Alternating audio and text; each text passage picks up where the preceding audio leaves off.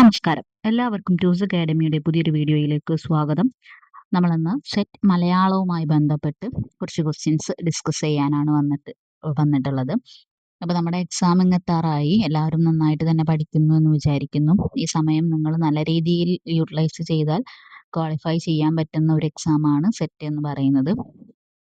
അപ്പോൾ സെറ്റ് നമ്മളെ സംബന്ധിച്ച് എത്രമാത്രം ഇമ്പോർട്ടൻ്റ് ആണ് എന്ന് നിങ്ങൾക്കറിയാം. അപ്പോൾ അതിനനുസരിച്ച് നിങ്ങൾ പ്രിപ്പയർ ചെയ്യുന്നുണ്ടാവും എന്ന് വിചാരിക്കുന്നു. അപ്പോൾ കഴിഞ്ഞ തവണത്തെ ക്വസ്റ്റ്യൻസ് ഒക്കെ ക്വസ്റ്റ്യൻ പേപ്പറുകളൊക്കെ നിങ്ങൾ നോക്കുന്ന സമയത്ത് അതിൽ ഒത്തിരി പുതിയ മേഖലകൾ കടന്നു വന്നിട്ടുണ്ട്. നമ്മുടെ സിലബസിൽ പറയുന്ന ഈ ഒരു സിലബസ് പ്രകാരമുള്ള യൂണിറ്റുകളിൽ നിന്നും അല്ലാതെ തന്നെ നമുക്ക് എന്ത് വന്നിട്ടുണ്ട്, ക്വസ്റ്റ്യൻസ് വന്നിട്ടുണ്ട്.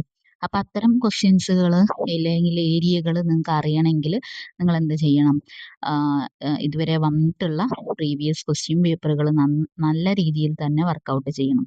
എങ്കിൽ മാത്രമേ നമുക്ക് സ്ഥിരമായിട്ട് വരുന്ന ഏരിയകൾ, പുതുതായിട്ട് വന്ന ഏരിയകൾ ഇതെല്ലാം കണ്ടെത്താൻ കഴിയുള്ളൂ. അപ്പം അത്തരത്തിൽ നിങ്ങളെ സഹായിക്കുന്ന രീതിയിലുള്ള ഒരു വീഡിയോ ആയിരിക്കും ഇത്. നമുക്ക് കുറച്ച് ക്വസ്റ്റ്യൻസ് ഒന്ന് ഡിസ്കസ് ചെയ്തു പോവാം. ക്വസ്റ്റ്യൻസ് എന്ന് പറയുന്നത് നമ്മൾ നമ്മുടെ സിലബസിൽ ഈ 6 യൂണിറ്റുകളാണുള്ളത് എന്ന് നമുക്കറിയാം. ഈ 6 യൂണിറ്റിനെയും റെപ്രസെന്റ് ചെയ്ത് ഓരോ യൂണിറ്റിൽ നിന്നും ഓരോ ചോദ്യം എന്നുള്ള രീതിയിലാണ് നമ്മൾ എന്ത് ചെയ്തിട്ടുള്ളത്, ഈ ഒരു ഡിസ്കഷൻ വീഡിയോ മുന്നോട്ട് പോകുന്നത്. അപ്പോൾ നമുക്ക് നോക്കാം. സൗരസിദ്ധാന്തം ആരുടേതാണ്? മാക്സ് മുള്ളർ, വില്യം ആർബാസ്കം, അലൻ ഡീറ്റ്സ്, എച്ച്.ഡി. സ്മിത്ത്. ഇത് കഴിഞ്ഞ തവണ വന്നിട്ടുള്ള ഒരു ക്വസ്റ്റ്യൻ ആണ്. സൗരസിദ്ധാന്തം ആരുടേതാണ്? അപ്പം ഇത് ഏത് ഏരിയയുമായി ബന്ധപ്പെട്ടിട്ടുള്ളതാണ്? ഫോക്ലോറുമായി ബന്ധപ്പെട്ടിട്ടുള്ള ഒരു ഏരിയയാണ് ഏത്, നമ്മൾ ഇപ്പം ഈ പറയുന്ന ഈ ഒരു ചോദ്യം എന്ന് പറയുന്നത്. ഇപ്പോൾ ഫോക്ലോർ എന്ന് പറഞ്ഞിട്ട് നമ്മുടെ സിലബസിൽ നമുക്കൊരു ഏരിയ കൊടുത്തിട്ടില്ല. പദ്യം, ഗദ്യം, ദൃശ്യകല, കേരള സംസ്കാരം, വിമർശനം, സിദ്ധാന്തങ്ങൾ, വ്യാകരണം, ഭാഷാശാസ്ത്രം, ഇങ്ങനെയാണ് നമുക്ക് കൊടുത്തിട്ടുള്ള ഏരിയകൾ. അപ്പോൾ ഈ ഫോക്ലോർ ഇതിൽ ഏത് ഏരിയയിലാണ് നമുക്ക് ഉൾപ്പെടുത്താൻ പറ്റുക എന്ന് ചോദിച്ചാലും നമ്മൾ പദ്യത്തിൻ്റെ ഏരിയയിൽ നമ്മൾ നാടൻ പാട്ട്, തെക്കൻ പാട്ട്, വടക്കൻ പാട്ടൊക്കെ പഠിക്കുന്നുണ്ട്. അപ്പം അത് എന്താണ്, ഫോക്ലോറുമായി ബന്ധപ്പെട്ടിട്ടുള്ളതാണ്. അപ്പം നമുക്ക് ആ ഒരു ഏരിയയിൽ ഉൾപ്പെടുത്തിക്കൊണ്ട് പഠിക്കാൻ പറ്റുന്ന സിദ്ധാന്തമാണ് ഈ ഫോക്ലോർ സിദ്ധാന്തങ്ങൾ എന്ന് പറയുന്നത്. അപ്പം ഇതിൻ്റെ ആൻസർ എന്താണ്? ഓപ്ഷൻ എ, മാക്സ് മുള്ളർ ആണ് ഇതിൻ്റെ ആൻസർ ആയിട്ട് വരുന്നത്. അപ്പം ഇതാണ് മാക്സ് മുള്ളർ എന്ന് പറയുന്നത്.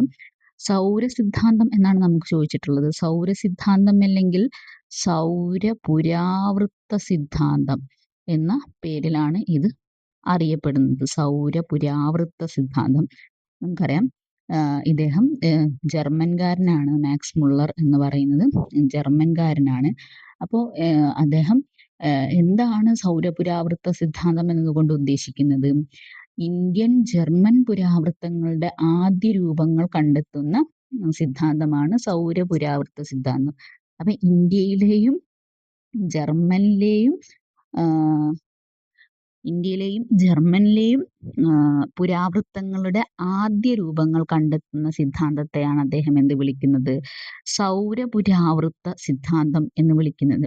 അപ്പോൾ പുരാവൃത്തം ഭാഷയുടെ ഒരു രോഗമായിരുന്നു എന്നാണ് മാക്സ് മുള്ളർ പറയുന്നത്. പുരാവൃത്തം എന്ന് പറയുന്നത് എന്താണ്?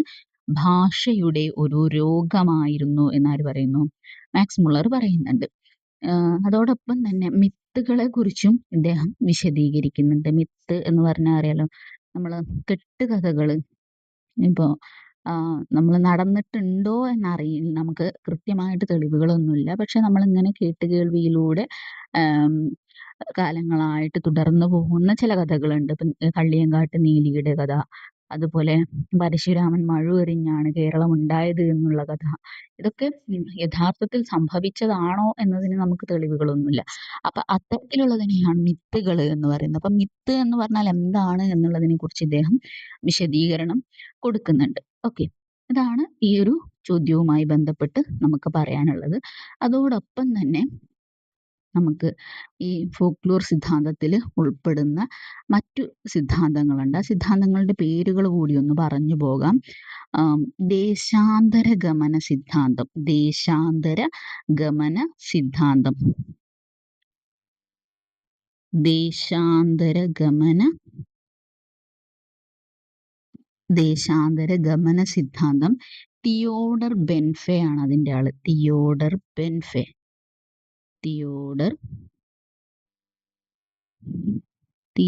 ബെൻഫെ ആണ് ദേശാന്തര ഗമന സിദ്ധാന്തത്തിന്റെ ഉപജ്ഞാതാവ് എന്ന് പറയുന്നത്. ഇനി ഫിന്നിഷ് മെത്തേഡ് ഇങ്ങനെയാണ് പറയുന്നത്. ഫിന്നിഷ് മെത്തേഡിന് അങ്ങനെ പ്രത്യേകിച്ച് ഒരു ആളെ പറയാൻ നമുക്കില്ല. അതിന്റെ ഉപജ്ഞാതാവ് ആരാണ് എന്നതിനെ കുറിച്ച് നമുക്ക് അറിവില്ല കേട്ടോ. അടുത്തത് അനുഷ്ഠാന സിദ്ധാന്തം. ഗിൽബർട്ട് മുറെ, എഡ്മണ്ട് ലീച്ച് തുടങ്ങിയവരാണ് ഈ ഒരു സിദ്ധാന്തവുമായി ബന്ധപ്പെട്ടിട്ടുള്ള പ്രധാനപ്പെട്ട ആളുകളും. Gilbert Murray, Edmund Leach. അടുത്തത് വരുന്നത് ഇന്ത്യനിസ്റ്റ് സിദ്ധാന്തമാണ്.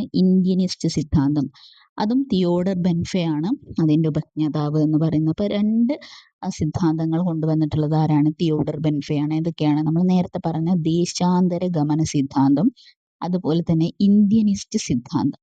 ഓക്കെ, ഇന്ത്യനിസ്റ്റ് സിദ്ധാന്തം. അടുത്തത് നരവംശ ശാസ്ത്ര സിദ്ധാന്തം. എഡ്വേർഡ് ബി ടൈലർ ആണ് ഇതിലെ പ്രധാനപ്പെട്ടിട്ടുള്ള ആൾ. ഈ ഒരു സിദ്ധാന്തവുമായി ബന്ധപ്പെട്ടിട്ടുള്ള പ്രധാനപ്പെട്ടിട്ടുള്ള ആള് എഡ്വേർഡ് ബി ടൈലർ അല്ലെങ്കിൽ ബി ടൈലർ എന്ന് നമ്മൾ ഏതിലാണ് പഠിക്കുന്നത്? സാഹിത്യ സിദ്ധാന്തവുമായി ബന്ധപ്പെട്ടിട്ടുള്ള സിദ്ധാന്തങ്ങളിൽ നമ്മൾ പഠിക്കുന്നുണ്ട്. അടുത്തത് ഘടനാവാദ സിദ്ധാന്തം. വ്ളാഡിമിർ പ്രോപ്പ് എന്ന് പറഞ്ഞിട്ടുള്ള ആളാണ് ഇതിലെ പ്രധാനപ്പെട്ടിട്ടുള്ള ആള്. Vladimir prop. ഓക്കെ, ഇതാണ് ഒന്നാമത്തെ ചോദ്യവുമായി ബന്ധപ്പെട്ട് പറയാനുള്ളത്. അടുത്തത് ഭാഷാശാസ്ത്രവുമായി ബന്ധപ്പെട്ടിട്ടുള്ള ചോദ്യമാണ്. കീഴ്ചുണ്ടിനെ മേൽചുണ്ടിനോട് ചേർത്തോ കീഴ്ചുണ്ടിനെ മുൻപല്ലിനോട് ചേർത്തോ സ്വനങ്ങൾ ഉച്ചരിക്കാം. കീഴ്ചുണ്ടിനെ ചലകരണമാക്കി ഉച്ചരിക്കുന്ന സ്വനങ്ങളാണ് ഏതാണ്? താലവ്യം, ഓഷ്ട്യം, ദന്ത്യം, വർശ്യം. അപ്പൊ നമ്മൾ ഈ ഓപ്ഷനുകളിലെ പേരുകൾ നമ്മൾ വ്യാകരണത്തിലും പഠിക്കുന്നുണ്ട്. എപ്പോഴാണ് പഠിക്കുന്നത്? അക്ഷരങ്ങൾ എന്ന് പറഞ്ഞിട്ടുള്ള ഭാഗം പഠിക്കുന്ന സമയത്ത് നമ്മൾ അക്ഷരങ്ങളുടെ വിഭജനം പഠിക്കുന്നുണ്ട്. പല രീതിയിലുള്ള സ്വരാക്ഷരങ്ങളുടെയും വ്യഞ്ജനാക്ഷരങ്ങളുടെയും പല രീതിയിലുള്ള വിഭജനങ്ങൾ പഠിക്കുന്നുണ്ട്. അപ്പൊ അതിൽ ഉച്ചരിക്കുന്ന സ്ഥാനത്തിനനുസരിച്ചുള്ള വിഭജനമാണ് ഇത് ഇവിടെ കൊടുത്തിട്ടുള്ള ഈ 4 ഓപ്ഷനുകളും. ഓക്കെ, അപ്പൊ നമ്മൾ ഭാഷാശാസ്ത്രത്തിലായിരുന്നാലും വ്യാകരണത്തിലായിരുന്നാലും പഠിക്കുന്ന ഈ ഒരു കാര്യം ഒന്ന് തന്നെയാണ്. പക്ഷെ നമുക്കിത് ഭാഷാശാസ്ത്രവുമായി ബന്ധപ്പെട്ടിട്ടുള്ളതാണ് എന്നുള്ളത് നമ്മൾ എങ്ങനെയാണ് മനസ്സിലാക്കിയത്? സ്വനങ്ങൾ എന്ന് പറഞ്ഞിട്ടുള്ള വാക്ക് ഏതുമായി ബന്ധപ്പെട്ടിട്ടുള്ളതാണ്? ഭാഷാശാസ്ത്രവുമായി ബന്ധപ്പെട്ടിട്ടുള്ളതാണ് സ്വനം എന്ന് പറയുന്നത്. ഓക്കെ, അത് വ്യാകരണവുമായി ബന്ധപ്പെട്ടിട്ടുള്ളതല്ല. അപ്പൊ അതുകൊണ്ടാണ് ഈ ചോദ്യം നമുക്ക് ഭാഷാശാസ്ത്രവുമായി ബന്ധപ്പെട്ടിട്ടുള്ളതാണ് എന്ന് പറയാൻ കാരണം ഈ ഒരു വാക്കാണ്. അപ്പൊ ഇവിടെ ചുണ്ടുമായി ബന്ധപ്പെട്ട് നമ്മൾ ഉച്ചരിക്കുന്ന ശബ്ദം ഏത്? ആ ഉച്ചരിക്കുന്ന അക്ഷരങ്ങളെ നമ്മൾ എന്താണ് വിളിക്കുക എന്നുള്ളതാണ്. താലവ്യം, ഓഷ്ട്യം, ദന്ത്യം, വർശ്യം. അപ്പൊ നമുക്ക് നോക്കാം. ഓഷ്ട്യമാണ് ഇതിന്റെ ആൻസർ ആയിട്ട് വരുന്നത്. നമുക്കറിയാം ഉച്ചാരണ സ്ഥാനം അനുസരിച്ചുള്ള വിഭജനമാണ് ഇവിടെ കൊടുത്തിട്ടുള്ള ഈ 4 ഓപ്ഷനുകൾ എന്ന് പറയുന്നത്. അതായത് വായുവിന് എവിടെ വെച്ചാണ് തടസ്സം സംഭവിക്കുന്നത് എന്ന അടിസ്ഥാനമാക്കി നമ്മൾ വ്യഞ്ജനാക്ഷരങ്ങളെ എന്തായിട്ട് തിരിക്കുന്നു? 6 ആയിട്ട് വിഭജിക്കുന്നുണ്ട്. ഓക്കെ, അപ്പോൾ വായുവിന് എവിടെ വെച്ചാണ് തടസ്സം സംഭവിക്കുന്നത് എന്നതിനെ അടിസ്ഥാനമാക്കിയിട്ട് നമ്മൾ വ്യഞ്ജനാക്ഷരങ്ങളെ എത്രയായിട്ട് തിരിക്കുന്നുണ്ട്? 6 ആയിട്ട് തിരിക്കുന്നുണ്ട്. അതിൽ കണ്ഠ്യം, മൂർധന്യം, താലവ്യം, വർശ്യം, ദന്ത്യം, ഓഷ്ട്യം. ഇങ്ങനെയാണ് നമ്മുടെ 6 വിഭജനം എന്ന് പറയുന്നത്. അപ്പൊ അതില് ഓഷ്ട്യം എന്ന് പറയുന്ന ഭാഗത്ത് വരുന്ന അക്ഷരങ്ങൾ ഏതൊക്കെയാണ്? ഓഷ്ട്യത്തിൽ വരുന്ന അക്ഷരങ്ങൾ എന്ന് പറയുന്നത് പവർഗാക്ഷരങ്ങളാണ്. അതായത് പ, ഭ, ബ, ഭ, മ എന്ന് പറയുന്ന ഈ അക്ഷരങ്ങളെയാണ് നമ്മൾ ഓഷ്ട്യം എന്ന് പറയുന്നത്. അപ്പൊ നിങ്ങൾ നോക്കൂ, ഇവിടെ തന്നിട്ടുള്ള സ്റ്റേറ്റ്മെന്റ് അനുസരിച്ചാണോ നമ്മൾ ഉച്ചരിക്കുന്നത്? കീഴ്ചുണ്ടിനെ മേൽചുണ്ടിനോട്, അപ്പൊ പ എന്ന് പറയുമ്പോൾ നമ്മൾ 2 ചുണ്ടും എന്ത് ചെയ്യുന്നുണ്ട്? ഒരുമിച്ച് അടയുന്നുണ്ട്. അല്ലെങ്കിൽ കീഴ്ചുണ്ടിനെ മുൻപല്ലിനോട് ചേർത്തോ സ്വനങ്ങൾ ഉച്ചരിക്കാം. അപ്പൊ കീഴ്ചുണ്ടിനെ ചലകരണമാക്കി ഉച്ചരിക്കുന്ന സ്വനങ്ങളാണ് ഇത് ഓഷ്ഠിനിമ്ന. ഈ താഴെയുള്ള ചുണ്ടിനെ കൂടാതെ നമുക്ക് പ എന്നോ അല്ലെങ്കിൽ ഭ എന്നോ അല്ലെങ്കിൽ ഭ എന്നോ മാ എന്നോ ഒന്നും പറയാൻ കഴിയില്ല. നിങ്ങളൊന്ന് പറഞ്ഞു നോക്കൂ. പ എന്നുള്ളത് നമുക്ക് കീഴ്ചുണ്ടിൻ ഇല്ലാതെ മുകളിലെ ചുണ്ട് വെച്ച് മാത്രം പറയാൻ പറ്റുമോ? ഇല്ല. ഓക്കെ, ക്ലിയർ ആയി എന്ന് വിചാരിക്കുന്നു. ഇതിൽ പെടുന്ന അക്ഷരങ്ങൾ, ഓഷ്ട്യത്തിൽ പെടുന്ന അക്ഷരങ്ങളാണ് ഇപ്പൊ പറഞ്ഞിട്ടുള്ളത്. ഇനി നമുക്ക് കണ്ഠ്യത്തിൽ വരുന്ന അക്ഷരങ്ങൾ കവർഗാക്ഷരങ്ങളാണ്. ക, ഖ, ഗ, ഘ, ങ എന്ന് വരുന്ന ഈ അക്ഷരങ്ങൾ. മൂർധന്യത്തിലാണെങ്കിലോ ടവർഗ അക്ഷരങ്ങൾ. ടവർഗം എന്ന് പറഞ്ഞാൽ ട, ഠ, ഡ, ഠ, ണ എന്ന് വരുന്ന അക്ഷരങ്ങൾ. അതോടൊപ്പം തന്നെ ഷ, ള, ഴ ഇതും എന്താണ്? മൂർധന്യമായിട്ടാണ് വരുന്നത്. താലവ്യമാണെങ്കിൽ ചവർഗമാണ്. ഷ, യ, ഷായ ചവർഗാക്ഷരങ്ങളും ഷ, യ എന്നീ അക്ഷരങ്ങളും. ഇനി വർഷത്തിൽ വരുന്നത് ട, ന എന്നീ അക്ഷരങ്ങളാണ്. അതോടൊപ്പം തന്നെ സ, ല, ര, റ ഇതും ഏതിൽ വരുന്നുണ്ട്? ഈ വർഷത്തിൽ വരുന്നുണ്ട്. ദന്ത്യാക്ഷരങ്ങൾ എന്ന് പറഞ്ഞാൽ തവർഗാക്ഷരങ്ങളാണ്. ത, ഥ, ദ, ഥ, ന എന്ന് പറയുന്ന ഈ അക്ഷരങ്ങളെയാണ് നമ്മൾ എന്ത് പറയുന്നത്? ദന്ത്യാക്ഷരങ്ങൾ എന്ന് പറയുന്നത്. ഓക്കെ, ക്ലിയർ ആയി എന്ന് വിചാരിക്കുന്നു. അടുത്ത ചോദ്യത്തിലേക്ക് പോവാം. കണ്ണീർ എന്നതിലെ സന്ധികാര്യത്തെ സംബന്ധിച്ച ലീലാതിലക സൂത്രം ഏത്? ഇത് നമുക്ക് ഈ ഒരു ചോദ്യം എന്ന് പറയുന്നത് നമ്മുടെ എല്ലാ ക്വസ്റ്റ്യൻ പേപ്പറുകളിലും റിപ്പീറ്റ് ആയി ചോദിക്കുന്ന ഒരു ഭാഗമാണ് സന്ധി എന്ന് പറയുന്നത്. സന്ധി നമ്മൾ കേരള പാണിനീയത്തിലെ സന്ധി സാധാരണഗതിയിൽ ചോദിക്കുന്നത് കുറവാണെങ്കിലും ഈ ഒരു ലീലാതിലകത്തിലെ സന്ധികാര്യമാണ് ഏറ്റവും കൂടുതൽ റിപ്പീറ്റ് ആയിട്ട് ചോദിച്ചിട്ടുള്ളത്. അതോടൊപ്പം തന്നെ റിപ്പീറ്റ് ആയിട്ട് ചോദിച്ചൊരു ഭാഗം ആണ് ഈ ലീലാതിലകത്തിലെ ഈ സന്ധി കാര്യം എന്ന് പറയുന്നത്. അപ്പൊ നമ്മൾ സാധാരണഗതിയിൽ നമ്മൾ എന്ത് മാത്രമേ പഠിക്കുള്ളൂ? കേരള പാണിനിയുടെ സന്ധികൾ, 4 സന്ധികളെ കുറിച്ച് നമ്മൾ പഠിക്കും. പക്ഷെ അതിനോടൊപ്പം തന്നെ ചേർത്ത് പഠിക്കേണ്ട ഏറ്റവും ഇമ്പോർട്ടൻ്റ് ആയിട്ടുള്ള ഒരു ഭാഗമാണ് ലീലാതിലകത്തിലെ സന്ധി എന്ന് പറയുന്നത്. ഇപ്പൊ കണ്ണീർ എന്നുള്ളത് നമുക്ക് ലീലാതിലകം അല്ലാതെ നമ്മുടെ കേരള പാണിനീയം വെച്ച് നോക്കുകയാണെങ്കിൽ കേരള പാണിനിയുടെ അഭിപ്രായത്തിൽ കണ്ണീർ എന്നത് ഏത് സന്ധിയുമായി ബന്ധപ്പെട്ടിട്ടുള്ളതാണ്? ആദേശ സന്ധിയുമായി ബന്ധപ്പെട്ടിട്ടുള്ളതാണ് അല്ലെ? അപ്പൊ അത് നമുക്ക് അറിയായിരിക്കും. അപ്പൊ ഓപ്ഷൻ നോക്കുന്ന സമയത്ത് നമ്മൾ ആദേശസന്ധി കണ്ടിട്ടില്ലെങ്കിൽ നമുക്ക് എന്താണ് ടെൻഷൻ ആവും. ഇതെന്താണ്?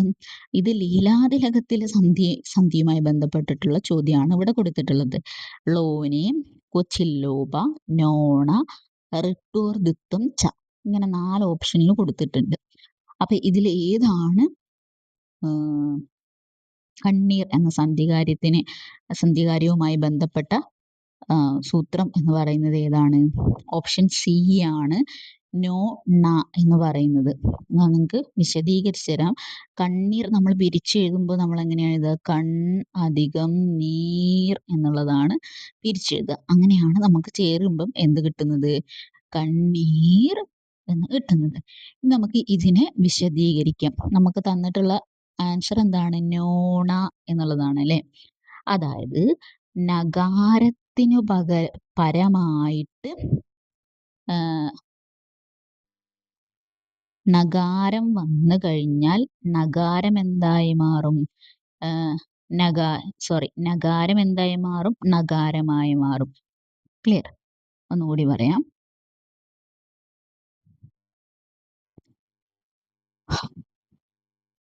നഗാരത്തിനല്ല കേട്ടോ, നഗാരത്തിന് പരമായിട്ട് നഗാരം വന്നു കഴിഞ്ഞാൽ നഗാരം എന്തായി മാറും? നഗാരമായി മാറും.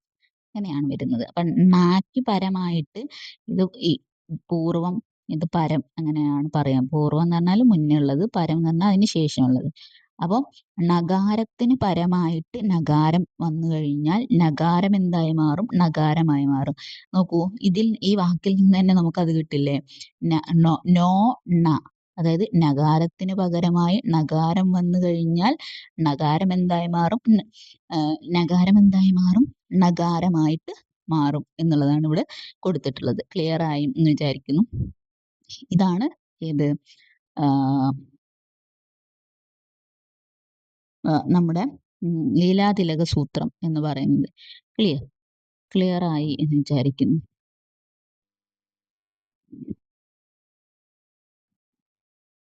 അടുത്തത് ഇതിൽ തന്നെ പറഞ്ഞിട്ടുള്ള ഓപ്ഷനുകൾ നമുക്കൊന്ന് നോക്കാം. ഋട്വർ ദിത്തം ച എന്ന് പറയുന്നത് ലോപസന്ധിയുമായി ബന്ധപ്പെട്ടുള്ളതാണ്. ഋട്വർ ദിത്തം ച എന്ന് പറയുന്നത് നമ്മൾ ലോപസന്ധി പഠിക്കുന്ന സമയത്ത് പഠിക്കുന്നുണ്ട്.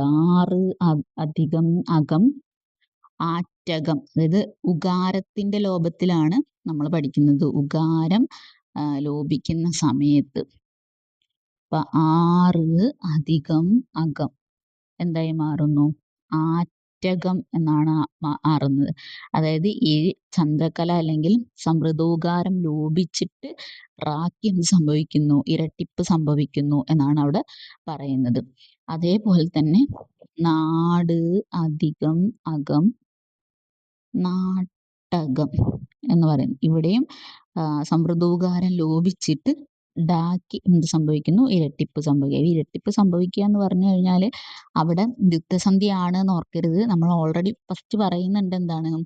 സമൃദ്ധോകാരം ലോപിക്കുന്നുണ്ട് എന്ന് പറയുന്നു. അപ്പൊ അവിടെയാണ് നമ്മൾ സ്ട്രെസ് ചെയ്യേണ്ടത്. ആ ലോപത്തിലാണ് ഇത് ലോപസന്ധിയായി മാറുന്നത്. അതിനെ എന്ത് പറയുന്നത്? ഋട്ടോർ ധുത്വം ച എന്ന് പറയുന്നത്. അപ്പൊ ഇതിൽ തന്നെ ഈ പറഞ്ഞ ഈ ഒരു സൂത്രത്തിൽ തന്നെ ഉണ്ട് ഋ ട് എന്നുള്ള 2 അക്ഷരങ്ങൾ എന്ത് ചെയ്യുന്നു? ദ്വിത്വം സംഭവിക്കുന്നു. എപ്പോഴാണ് അതിന് ദ്വിത്വം സംഭവിക്കുന്നത്? ഉകാര ലോപം വരുന്ന സമയത്താണ് അതിന് എന്ത് സംഭവിക്കുന്നത്? ദ്വിത്വം സംഭവിക്കുന്നത്. ഓക്കെ, ക്ലിയർ ആയി എന്ന് വിചാരിക്കുന്നു. അടുത്തത് ക്വചില്ലോപ എന്ന് പറഞ്ഞിട്ടുള്ള ഒരു സൂത്രം. ക്വചില്ലോപ എന്ന് പറയുന്നത് നമുക്ക് ദ്വിത്വസന്ധിയുമായി ബന്ധപ്പെട്ടിട്ടുള്ളതാണ്. ക്വചില്ലോപ എന്ന് പറയുന്നത് അതായത് ചിലയിടത്ത് എന്ത് സംഭവിക്കും? മകാരലോപം, മാ ലോപിക്കും. ചിലയിടത്ത് മാ ലോപിക്കും. അതുപോലെ തന്നെ മകാരത്തിന് പരമായിട്ടുള്ള കാ, അതുപോലെ ച, ത, പ ഈ അക്ഷരങ്ങൾക്ക് ദ്വിത്വവും സംഭവിക്കും. അതിനെയാണ് എന്ത് പറയുന്നത്? ക്വചില്ലോപ എന്ന് പറയുന്നത്. ചിലയിടത്ത് എന്ത് സംഭവിക്കും? മകാരത്തിന് ലോപവും മകാരത്തിന് പരമായി വരുന്ന കറ്റതപങ്ങൾക്ക് അല്ലെങ്കിൽ ക, ച, ത, പ എന്നീ അക്ഷരങ്ങൾക്ക് ദ്വിത്വവും സംഭവിക്കുന്നു. ഉദാഹരണം പറയാം. വട്ടം അധികം പലക, വട്ടപ്പലക. അപ്പൊ എവിടെയാണ് മകാരത്തിന് ലോപം സംഭവിക്കുന്നത്? വട്ടം ടം എന്ന് പറയുന്ന സമയത്ത് എന്ന് പറഞ്ഞൊരു ശബ്ദമില്ലേ? അതായത് ഈ അനുസ്വാരം അവിടുന്ന് പോകുന്നു, അതിന് ലോപം സംഭവിക്കുന്നു. എന്നിട്ട് എന്ത് ചെയ്യുന്നു? ബാക്കി ഇരട്ടിപ്പ് സംഭവിക്കുമ്പോഴാണ് വട്ടപ്പലക എന്നായി മാറുന്നത്. ഓക്കെ, ക്ലിയർ ആയി എന്ന് വിചാരിക്കുന്നു. അപ്പൊ ഈ ഒരു ഭാഗം വളരെ ഇമ്പോർട്ടന്റ് ആണ്. നിങ്ങളത് ശ്രദ്ധിച്ച് പഠിക്കട്ടോ. അടുത്തത് നാടകവുമായി ബന്ധപ്പെട്ടിട്ടുള്ളൊരു ചോദ്യമാണ്. തിയേറ്റർ ഓഫ് ക്രുവൽറ്റി ആവിഷ്കരിച്ചത് ആര്? നമ്മൾ പല രീതിയിലുള്ള നാടകങ്ങളെ കുറിച്ച് പഠിക്കുന്നുണ്ട്. അതിലൊന്നാണ് തിയേറ്റർ ഓഫ് ക്രുവൽറ്റി, അല്ലെങ്കിൽ മലയാളത്തിൽ പറയുകയാണെങ്കിൽ ക്രൗര്യ നാടകവേദി. ക്രൗര്യ നാടകവേദി. നമ്മൾ പലതരം നാടകവേദികൾ പഠിക്കുന്നുണ്ട്. അസംബന്ധ നാടകങ്ങൾ പഠിക്കുന്നുണ്ട്, ദരിദ്ര നാടകവേദി പഠിക്കുന്നുണ്ട്, എപ്പിക് തിയേറ്റർ എന്നൊക്കെ പറഞ്ഞിട്ട് കുറെ നാടകങ്ങൾ പഠിക്കുന്നുണ്ട്. അതിന് ക്രൗര്യ നാടകവേദി അല്ലെങ്കിൽ തിയേറ്റർ ഓഫ് ക്രുവൽറ്റി ആവിഷ്കരിച്ചതാര്? Antonin Artaud, Ibsen, Brecht, Samuel Beckett. അപ്പൊ ഇതിൽ ആരാണ് ഇതിന്റെ കറക്റ്റ് ആയിട്ടുള്ള ആൻസർ? ഓപ്ഷൻ എ അന്റോണിയൻ അർത്തോഡാണ്. 1932 അദ്ദേഹം തിയേറ്റർ ഓഫ് ക്രുവൽറ്റി അല്ലെങ്കിൽ ക്രൗര്യ നാടകവേദി അവതരിപ്പിക്കുന്നത്. അപ്പൊ എന്താണ് ഇതിന്റെ പ്രത്യേകത?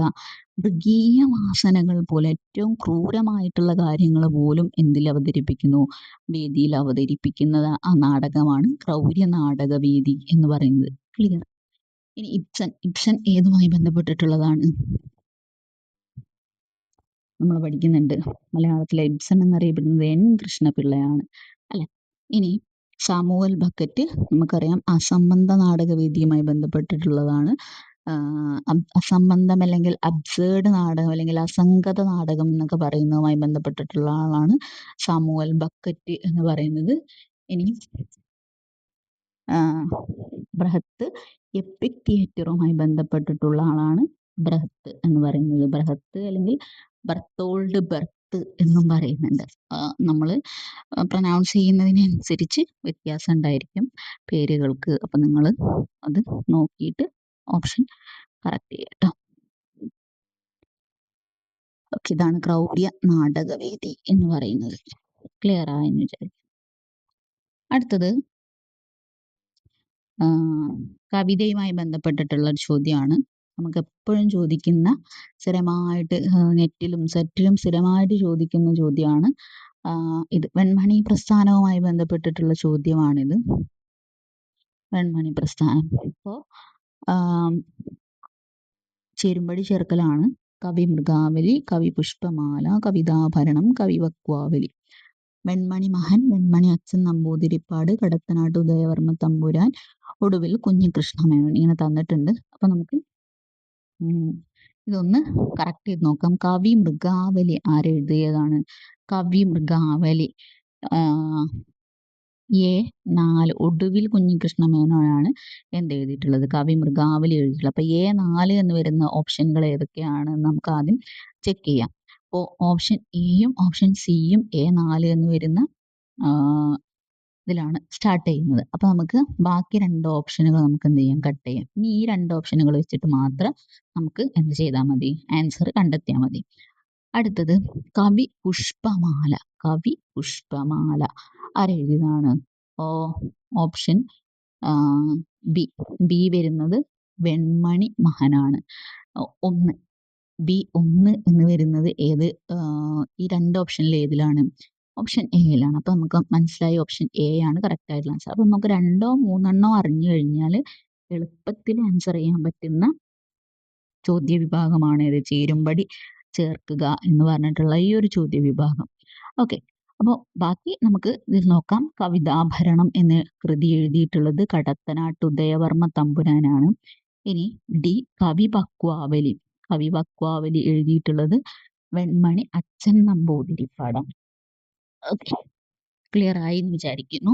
ഇനി ഇതിൽ ചെറിയ കൺഫ്യൂഷനുകൾ നമുക്ക് വരാൻ സാധ്യതയുണ്ട്. കാരണം ഒരേ പേരിൽ തന്നെ ഒന്നിലധികം ആളുകൾ കൃതികൾ എഴുതിയിട്ടുണ്ട്. അതുകൊണ്ട് നമുക്ക് ചിലപ്പോൾ എന്ത് ചെയ്യാൻ പറ്റും? കൺഫ്യൂഷൻ വരാൻ സാധ്യതയുണ്ട്. എന്തുകൊണ്ടാണ് ഇങ്ങനെ കവി മൃഗാവലി, കവി പുഷ്പമാല, കവിതാഭരണം, കവി വക്വാവലി എന്നൊക്കെ പേര് വന്നിട്ടുള്ളത്? കവികളെ മൃഗങ്ങളോട് ഉപമിച്ച് എഴുതിയതാണ് കവി മൃഗാവലി. കവികളെ പുഷ്പങ്ങളാക്കി എഴുതിയിട്ടുള്ളതാണ് ഇത് കവി പുഷ്പമാല. അങ്ങനെ കവികളെ അതിന് ശേഷമുള്ള തന്നിട്ടുള്ളതുമായി ബന്ധപ്പെടുത്തി എഴുതിയ കൃതികളായതുകൊണ്ടാണ് ഇങ്ങനെ പേര് വന്നിട്ടുള്ളത്.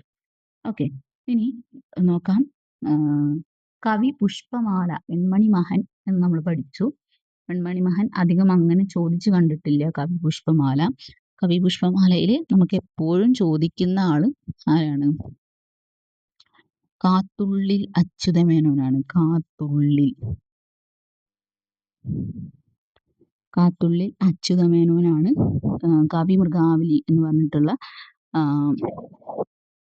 കവി മൃഗാവലി അല്ല, കവി പുഷ്പമാല കാത്തുള്ളിൽ അച്യുതമേനോനാണ് എപ്പോഴും നമുക്ക് ചോദിക്കുന്ന ചോദ്യം എന്ന് പറയുന്നത്. ഇപ്പൊ പുഷ്പം എന്ന് പറഞ്ഞാൽ ഉള്ളിക്ക് പുഷ്പം ഉണ്ടാവുമല്ലോ. അപ്പൊ കാത്തുള്ളി ഉള്ളിക്ക് പുഷ്പമുള്ളതുകൊണ്ട് പുഷ്പമാല കാത്തുള്ളിൽ അച്യുതമേനോനാണ് എഴുതിയത് എന്നുള്ള രീതിയിൽ നമുക്ക് ഓർക്കാം. അതോടൊപ്പം തന്നെ ഓർക്കുന്നതാണ് എന്ത്? വെൺമണി മഹനും എന്തെഴുതിയിട്ടുണ്ട്? കവി പുഷ്പമാല എന്ന് പറഞ്ഞിട്ടുള്ള കൃതി എഴുതിയിട്ടുണ്ട് എന്നുള്ളത് ഓർക്കുക. ക്ലിയർ?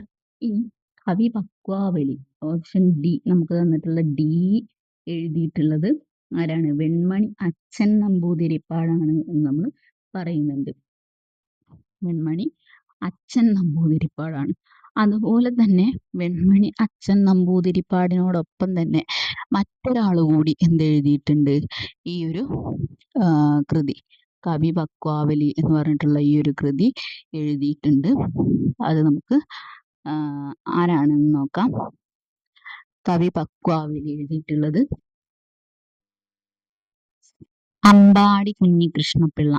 അമ്പാടി കുഞ്ഞികൃഷ്ണപിള്ളയും ഏത് പേരിൽ എഴുതിയിട്ടുണ്ട്? കവി പക്വാവലി എന്ന് പറഞ്ഞിട്ടുള്ള പേരിൽ എന്ത് എഴുതിയിട്ടുണ്ട്? കൃതി എഴുതിയിട്ടുണ്ട്. ഓക്കെ, അപ്പോൾ ഒരേ പേരിൽ തന്നെ ഒന്നിലധികം ആളുകൾ കൃതി എഴുതിയിട്ടുണ്ട് എന്നുള്ളത് ഓർക്കുക. കവി പുഷ്പമാല വെൺമണി മഹൻ എഴുതിയിട്ടുണ്ട്. കാത്തുള്ളിൽ അച്യുതമേനോനും എഴുതിയിട്ടുണ്ട്. കവി പക്വാവലി എന്ന് പറഞ്ഞിട്ടുള്ള കൃതി വെൺമണി അച്ഛൻ നമ്പൂതിരിപ്പാട് എഴുതിയിട്ടുണ്ട്. അതുപോലെ തന്നെ അമ്പാടി കുഞ്ഞികൃഷ്ണപിള്ളയും എഴുതിയിട്ടുണ്ട്.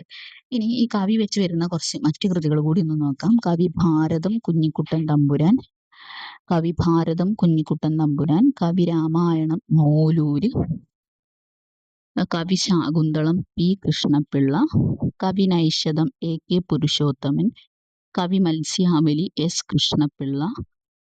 ഓക്കെ, കവി പക്ഷിമാല കോയിപ്പള്ളിൽ പരമേശ്വരക്കുറുപ്പ്. കോയി അറിയുമ്പോൾ കോഴി എന്നുള്ള രീതിയിൽ നമുക്ക് ഓർത്തു കഴിഞ്ഞാൽ കവി പക്ഷിമാല കോയിപ്പള്ളിൽ പരമേശ്വരക്കുറുപ്പ്. ഓക്കെ, ക്ലിയർ ആയെന്ന് വിചാരിക്കുന്നു. കവി ഭാരതം കുഞ്ഞിക്കുട്ടൻ തമ്പുരാൻ, കവി രാമായണം മൂലൂർ, കവി ശാകുന്തളം പി കൃഷ്ണപിള്ള, കവി നൈഷധം എ കെ പുരുഷോത്തമൻ, കവി മത്സ്യാവലി എസ് കൃഷ്ണപിള്ള, കവി പക്ഷിമാല കോയിപ്പള്ളി പരമേശ്വരക്കുറുപ്പ്.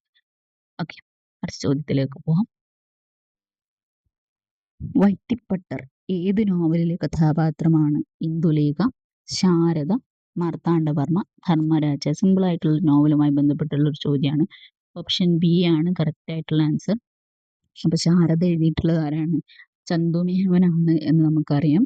ശാരദയിലെ പ്രധാന കഥാപാത്രങ്ങൾ നമുക്ക് നോക്കാം. 1892 ശാരദ എഴുതപ്പെടുന്നത്. കല്യാണി, രാമൻ മേനോൻ, പിന്നെ ശാരദ, വൈത്തിപ്പട്ടർ. ഇതാണ് പ്രധാനപ്പെട്ടിട്ടുള്ള കഥാപാത്രങ്ങൾ. ഇതിൽ നമുക്ക് എപ്പോഴും ചോദിക്കുന്ന കഥാപാത്രമാണ് വൈത്തിപ്പട്ടർ എന്ന് പറയുന്നത്. Okay, clear. ഇനി നമുക്കിതിൽ ഇന്ദുലേഖ ചോദിക്കുന്നുണ്ട്. ഇന്ദുലേഖയിലെ കഥാപാത്രങ്ങളാണ് നമുക്കറിയാം. ഇന്ദുലേഖ, മാധവൻ, സൂരി നമ്പൂതിരിപ്പാട്,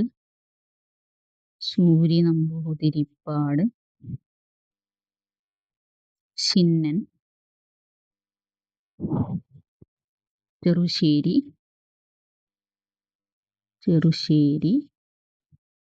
പിന്നെ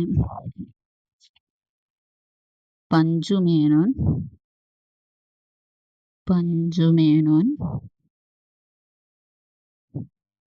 ഗോവിന്ദപിള്ള. ഇത്രയാണ് പ്രധാനപ്പെട്ടിട്ടുള്ള കഥാപാത്രങ്ങൾ.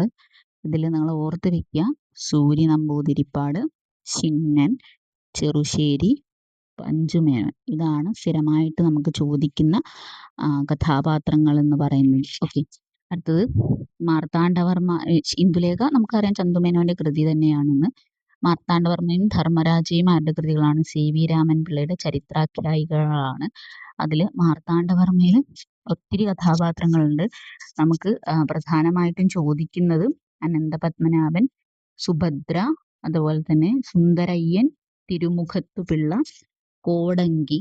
ഇതൊക്കെയാണ് പ്രധാനമായിട്ട് ചോദിക്കുന്ന കഥാപാത്രങ്ങൾ എന്ന് പറയുന്നത്. ധർമ്മരാജയും CV രാമൻ പിള്ളയുടെ കൃതിയാണ്. അതിൽ ചോദിക്കുന്ന പ്രധാന കഥാപാത്രങ്ങൾ കേശവപിള്ള, കാളിയുടയൻ ചന്ദ്രക്കാരൻ, കുപ്പശ്ശാർ, മാമാവെങ്കിടൻ, ത്രിപുരസുന്ദരി കുഞ്ഞമ്മ, മീനാക്ഷി. ഇതൊക്കെയാണ് ഇതിലെ പ്രധാന കഥാപാത്രങ്ങളായിട്ട് വരുന്നത്. അടുത്ത ചോദ്യം: ഉദയംപേരൂർ സുൻഹദോസ് നടന്ന വർഷം? 1599, 1699, 1596, 1589.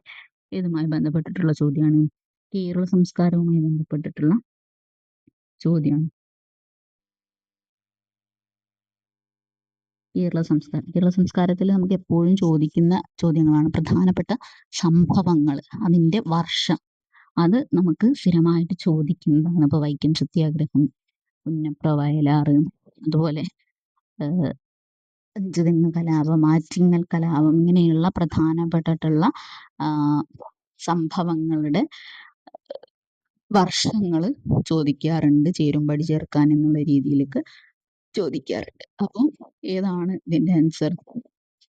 ഓപ്ഷൻ എ ആണ്, 1599 ഇതിന്റെ ആൻസർ. ഉദയംപേരൂർ സുൻഹദോസ് നടന്നത്. അപ്പൊ എന്താണ് ഉദയംപേരൂർ സുൻഹദോസ് എന്ന് പറഞ്ഞാല്? കേരളത്തിലെ ക്രൈസ്തവ സഭയെ റോമിനോട് വിധേയമുള്ളവരാക്കി മാറ്റാൻ 1599 ഉദയംപേരൂരിൽ നടന്ന പുരോഹിത സമ്മേളനത്തെയാണ് നമ്മൾ എന്ത് വിളിക്കുന്നത്? ഉദയംപേരൂർ സുൻഹദോസ് എന്ന് വിളിക്കുന്നത്. ഓക്കെ, അപ്പോൾ പേരിൽ മാത്രം ആയിരിക്കുകയും എന്നാൽ ഹൈന്ദവരുടെ ആചാരാനുഷ്ഠാനങ്ങൾ, ജാതി വ്യവസ്ഥ തുടങ്ങിയവയൊക്കെ പിന്തുടരുകയും ചെയ്ത കേരളത്തിലെ ക്രൈസ്തവരെ പരിവർത്തിപ്പിക്കുക എന്നതായിരുന്നു ഈ സുൻഹദോസിന്റെ ലക്ഷ്യം എന്ന് പറയുന്നത്. ഓക്കെ, അപ്പൊ പള്ളികളിലെ ഉദ്യോഗസ്ഥരുടെ സമിതി എന്നാണ് സുൻഹദോസ് എന്ന പദത്തിന്റെ അർത്ഥം. പള്ളികളിലെ ഉദ്യോഗസ്ഥരുടെ സമിതി എന്നാണ് സുൻഹദോസ് എന്ന പദത്തിന്റെ അർത്ഥം. 813 ആളുകളാണ് ഇതിൽ പങ്കെടുത്തിട്ടുള്ളത്. ഇതിന്റെ അധ്യക്ഷത വഹിച്ച ആള് അലക്സിസ് ഡി മെനസിസ് ആണ്. ഇമ്പോർട്ടൻ്റ് ആണ്, അലക്സിസ് ഡി മെനസിസ്. നമുക്ക് ചോദിച്ചിട്ടില്ല, പക്ഷെ അത് ഇമ്പോർട്ടൻ്റ് ആണ്.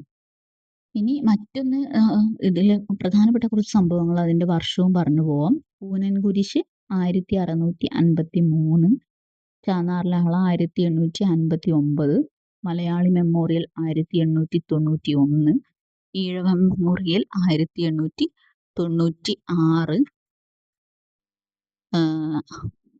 മലബാർ കലാപം 1921, വൈക്കം സത്യാഗ്രഹം 1924, ഗുരുവായൂർ സത്യാഗ്രഹം 1931, ക്ഷേത്രപ്രവേശന വിളംബരം 1936, നിവർത്തന പ്രക്ഷോഭം 1932.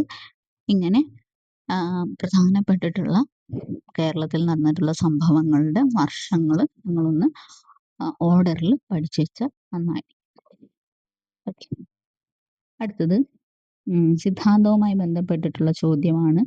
തിണകൾ നമുക്ക് സാഹിത്യ സിദ്ധാന്തവുമായി ബന്ധപ്പെട്ട് നമ്മുടെ പൗരസ്ത്യ സാഹിത്യ സിദ്ധാന്തത്തിൽ പഠിക്കാനുള്ളതാണ് തിണകൾ. അതിൽ നമ്മൾ പ്രധാനമായിട്ടും എന്ത് മാത്രമേ പഠിക്കാറുള്ളൂ? ഐന്തിണകളെ കുറിച്ച് മാത്രമാണ് പഠിക്കാറുള്ളത്. ഐന്തിണികൾ എന്ന് പറഞ്ഞു കഴിഞ്ഞാൽ 5 തിണകളെ കുറിച്ച് നമ്മൾ പഠിക്കും. അതിന്റെ പ്രദേശം പഠിക്കും, അവിടെ ഉള്ള ആളുകളുടെ പേര് പഠിക്കും, അവരുടെ തൊഴിൽ പഠിക്കും, അവിടുത്തെ ദൈവം പഠിക്കും. ഇതൊക്കെ നമ്മൾ പഠിക്കും. പക്ഷെ അകത്തിണയ്ക്ക് സമാനമായിട്ട് എന്തുണ്ട്? പുറത്തിണ എന്ന് പറഞ്ഞിട്ടുള്ളൊരു ഭാഗം കൂടിയുണ്ട്. ഓക്കെ, അപ്പൊ അകത്തിണയ്ക്ക് സമാനമായിട്ട് പുറത്തിണ എന്നുണ്ട്. അപ്പൊ അകത്തിണയിൽ എത്ര തിണകളാണുള്ളത്? 7 തിണകളാണുള്ളത്.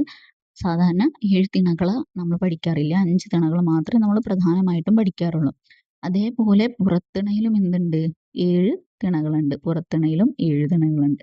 അങ്ങനെ മൊത്തം അകത്തിലും പുറത്തിലുമായിട്ട് എത്ര തിണകളാണുള്ളത്? 14 തിണകളാണുള്ളത്. ഓക്കെ, 14 തിണകളാണ് ഉള്ളത്.